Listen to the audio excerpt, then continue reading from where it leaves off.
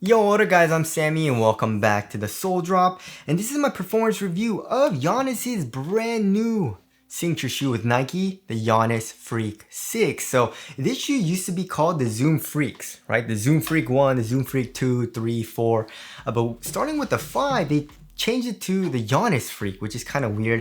And also I'm very sad that they didn't name it the Antetokounmpo. I would have loved to say Antetokounmpo, right? Just like so many times. How many syllables is that? Antetokounmpo. That's a lot of syllables.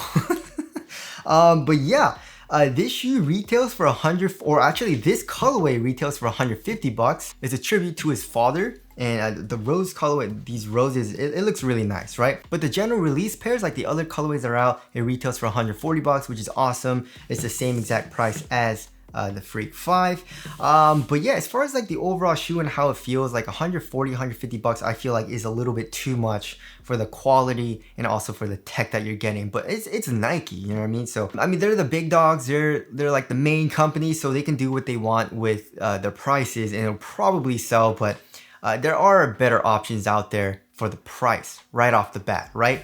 But is it a good performer? We'll have to see on that, right? So if you guys do want to cop the Freak 6 or the Freak 5, this shoe is on sale for like 70, 80 bucks, which is insane. I'll try to leave an affiliate link in the description box. If you do choose to get either of these shoes, it does help me out if you buy it through the affiliate link in the description box, or I'll try to leave a link like the pictures underneath this video, or the links will be right over here. And as always, thank you guys so much for all the support. But let's get it started off with the traction. So the traction is very similar to the Freak 5, right? And it's pretty much like his logo, right? Going throughout the entire outsole. They're calling it the Freak Print outsole, which is cool. I mean, they named the outsole nice, right? So how is the traction? So at first it was sliding out. It wasn't the best on dust, right? So when I first got it, for the first couple of times, I went to like a cleaner LA Fitness where they usually clean, like they mop it, you know? They don't, it's not a mop, it's like it's a dry mop. They don't wet it, you know, and clean it. It's just a dry mop, but they still clean off all the dust pretty much. It's a pretty clean court, relatively, right? Relatively clean. So I was having a really good time. It had amazing stops. I didn't really have to break it in all too much. But then I went to some dirtier LA Fitness and 24-hour fitness courts where they usually don't clean it. And it wasn't the best on dust, you know what I mean? So I was like, oh, I was a little bit disappointing. It was definitely kind of like sliding out a good amount, and it wasn't the best for performance. And I broke it in and I revisited kind of like the dustier courts, and it actually performed a lot better, right? So if you're, you know, playing on a dusty court, just give it some time. It's gonna need to break it in a little bit and it'll get better, right? It's not the best on dust. It'll definitely still pick up a little bit of dust, but it was biting through dust a lot better. And also it's still a pretty easy wipe, right? Just a slight wipe or two, and I had really good stops, right? So clean court, really nice. Dusty court, pretty nice once you break in the actual outsole. And then also this shoe has a very nice loud high-pitched squeak, which has nothing to do with performance, but you know, for the people that like to have a nice loud high-pitched squeak, this shoe does have it. So there is that.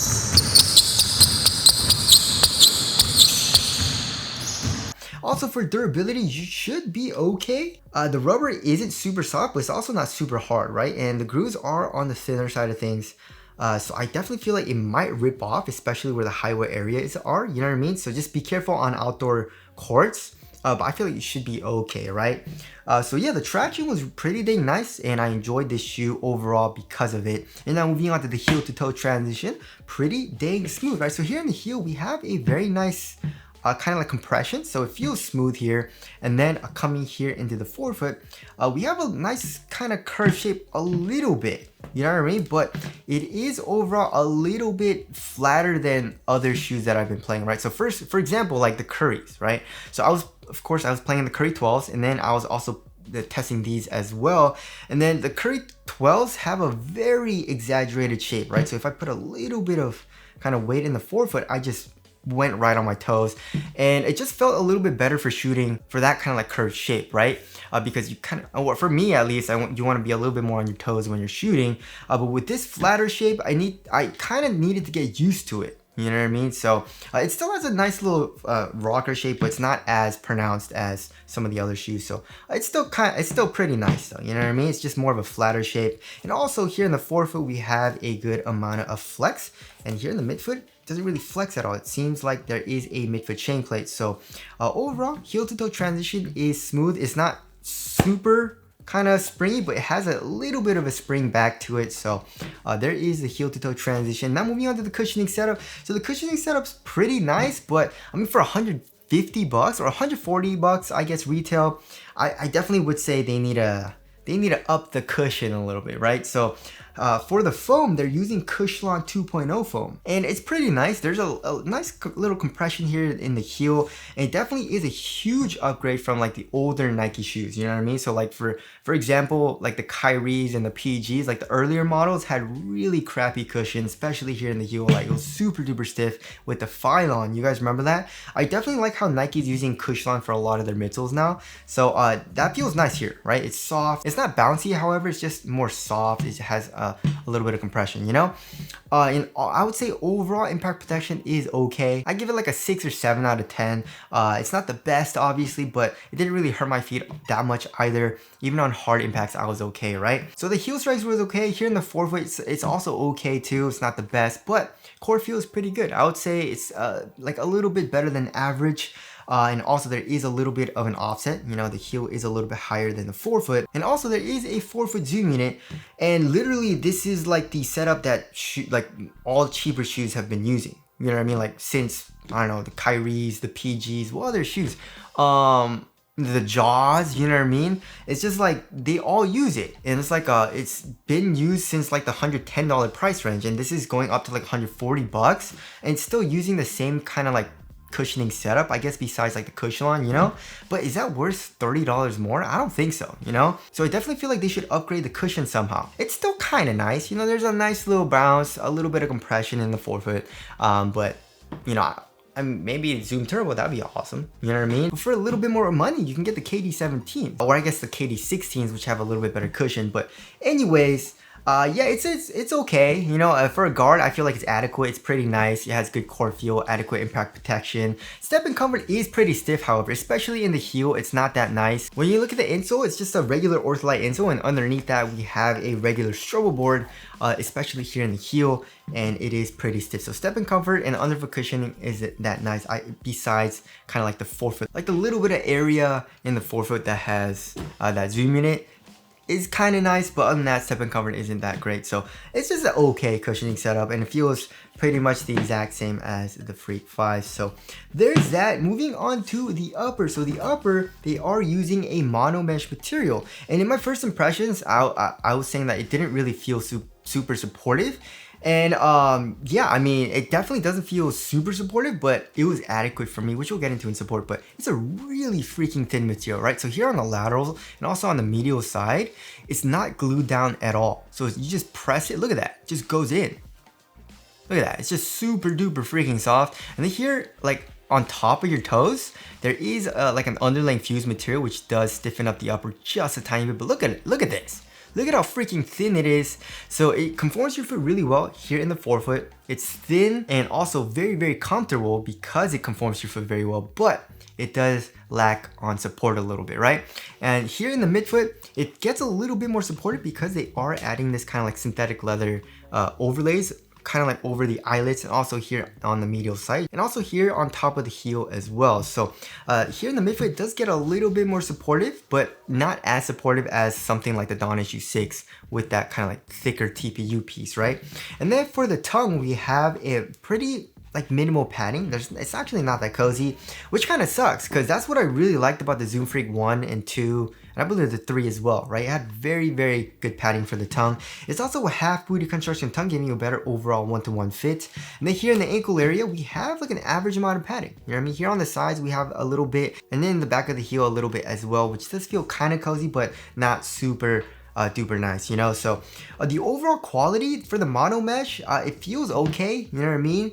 But for 140, 150 bucks, I definitely don't think it's the best, especially for the synthetic material as well. And it doesn't feel like it'll be very durable either. I feel like, you know, it'll probably rip pretty easily, so just be careful with that. Obviously the Zoom Freak 5 is going to be way better, but this material does also like kind of rip off as well, so be careful with that too. But yeah, the Freak 6, I do like it on foot because it's minimal and thin, but you know, durability doesn't feel the best and it's not the best for support. So there's that. And now moving on to the fit. So I went true to size and it fits me pretty dang well. So it's pretty much like it just fits me like a glove. You know what I mean? It's a pretty much identical fit to the Freak 5. So if you know what size you were here in this shoe, go pretty much the exact same size here in the Freak 6, right? So here in the toe box, it is a nice snug fit. It's not super snug to the point where it's like choking my foot out, but it is a nice snug fit. Also width wise, it is slightly narrow too. But with this kind of like softer and thinner material, it wasn't as restricting, you know, especially comparing it to the Freak 5. This one, it just felt like it was just on your foot and it was really kind of like holding your foot there. This one is a little bit more kind of forgiving in that way, you know. And also lengthwise, I was good to go. So for me, it's a really nice fitting shoe, and I feel like most people, you should be fine if you go true to size. So there is the fit there. Moving on to the support and lockdown. So that was the biggest kind of like thing that I was worried about in my first impressions, was the lateral containment here in the forefoot, was because of the upper, right? And honestly, it wasn't that bad. It kind of reminded me of the PG6, where it was like, it was adequate, it wasn't terrible, but it also wasn't great, you know what I mean? So if you're a heavier dude and you need a lot of lateral support, then this definitely is not the best option, right? And the Freak 5 will definitely be better for that. Obviously, like, the foam comes up a little bit acting as a sidewall, just a tiny bit, but to be honest, like, just look at how soft it is, right? But when I was playing and I was doing lateral movements, it wasn't coming out of the footbed that much, surprisingly. So it was okay for me. It was adequate. Again, like, it wasn't the best, but it didn't really bother me that much, you know? So I feel like most people, you should be okay. You should be fine here in the Freak 6 for the lateral containment here in the forefoot. Also here in the midfoot, we have the foam coming up acting as a sidewall, as well as kind of like the thicker plastic for the swoosh. And here in the heel, we have an internal TPU heel counter. So lateral containment was adequate for me, right? Lateral stability also was good. You know, I don't know if you guys, I don't know if it's like, I don't know how to show you guys on camera, but it's just like a really flat shape for the sole. So the lateral stability was really good in the shoe as well. And then for the lockdown, it was good. I didn't really have any issues with heel slippage or anything like that. And once I tightened the laces, my foot felt secure and locked in, especially since the fit was so good for me personally. And now moving on to the weight of the shoe. This shoe is pretty dang lightweight. You know, especially for the upper, it feels really minimal, which helps with the overall feel of the shoe. But let's check the overall like kind of number weight, and it comes in at 11.3 ounces. Let's check the other shoe. It comes in at 11.4 ounces. So that's around an ounce lighter than average. The average weight of my shoes is around 12.5 ounces. So let's compare it to the Freak 5, which is 11.4 ounces. So it's pretty much the same exact weight from the 5 to the 6. And that's kind of like how this shoe felt. It felt really similar to the Freak 5. Not much difference, you know?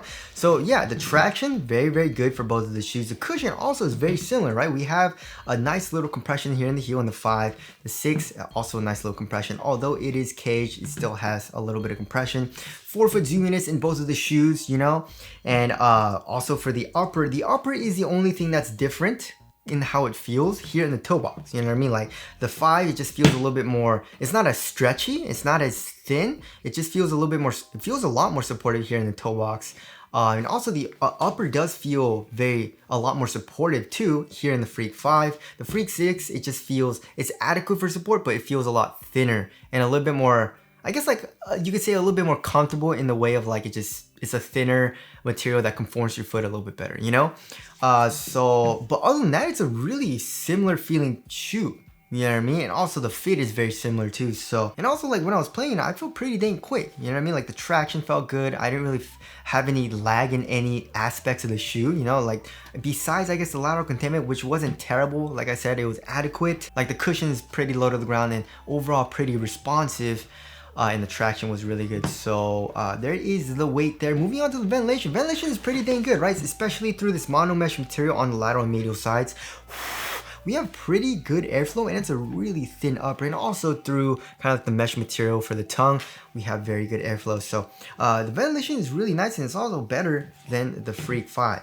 So there's that. Moving on to the aesthetics, this shoe looks really good. It grew on me a lot. Like I really like this colorway and also the overall design does look good. The other colorways that are out right now, not a huge fan of, but I think the overall silhouette does look pretty good. And I feel like it looks better than the Freak 5 though. You know what I mean? So tell us what you guys think of the aesthetics down in the comment section below. So wrapping things up, yeah, it's a really nice guard shoe. It's like a no BS kind of like, it just does what you want it to type of shoe. You know what I mean? And nothing really stands out about this shoe that much. You know what I mean? Like the two things that stand out to me is like the really thin and minimal feeling upper, especially here in the toe box, and also the really good top tier traction. You know what I mean? But other than that, like the cushions, it's all right. The fit's really nice, you know, and then overall supporting lockdown is adequate. So yeah, if you're a guard and you liked playing in the Freak 5 and you don't mind kind of like the lesser support of the Freak 6, you'll probably like how this shoe performs. And yeah, I had a pretty good time playing in this shoe, right? It's definitely not my favorite, however. There are better options out there, especially for a better price. Like for example, like, you know, the DVD2 SE right now is like the DVD2 SE has just as good traction, better cushion, and better support as well, while still having a better ventilation too with that kind of like really open mesh material. That shoe is on sale for like 115 bucks, but normally it's 125. So that shoe is really nice. Zap 1 is like 100 bucks.